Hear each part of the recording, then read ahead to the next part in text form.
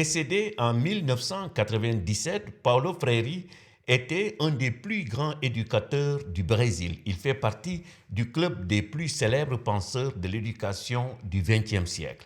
Son ouvrage « Pédagogie des opprimés » est une œuvre majeure pour les personnes ou les organismes qui s'intéressent à l'alphabétisation, à l'éducation des adultes et à l'analyse des politiques éducatives. Sile Gorbalsi, militant de l'alphabétisation, ne dira sûrement pas le contraire. Éducateur et activiste, Paulo Freire consacre sa vie aux opprimés, c'est-à-dire aux pauvres, le bas peuple, convaincu que quelles que soient leurs difficultés existentielles, ils sont capables de surmonter leurs sentiments d'impuissance et d'agir eux-mêmes en vue de transformer socialement leur existence. C'est la raison pour laquelle sa théorie pédagogique repose sur la libération par la conscientisation. On comprend donc pourquoi il n'était pas favorable à l'alphabétisation fonctionnaliste, c'est-à-dire apprendre à lire et à écrire. Pour Freire, l'alphabétisme doit, au-delà de l'apprentissage de l'écriture et de la lecture, permettre à l'apprenant de pouvoir faire une lecture critique et politique du monde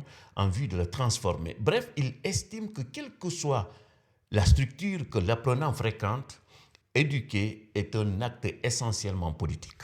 Adepte de la pédagogie active reposant sur le dialogue, Paulo Freire critiquait vertement l'éducation traditionnelle assimilable, selon ses propres termes, à une éducation bancaire. Autrement dit, les élèves vont à l'école pour chercher leur dépôt de connaissances comme les clients vont à la banque pour remplir leurs poches. Conséquence pédagogique, un enseignement dont l'objectif est de faire des têtes bien pleines n'est pas efficace. Autre information importante, pour Paulo Freire, l'enseignant ne doit pas appliquer aveuglément des pratiques pédagogiques venues d'ailleurs sans les réinventer d'abord. Car les méthodes pédagogiques ne seraient pas des outils indépendants des contextes, des personnes et des intentions. Pour le pédagogue brésilien, il n'y a pas de méthode idéale. Pour être efficace, toute approche pédagogique doit répondre aux problèmes réels vécus par les individus. Ce qui signifie que l'enseignant ne doit pas s'abandonner à une application abstraite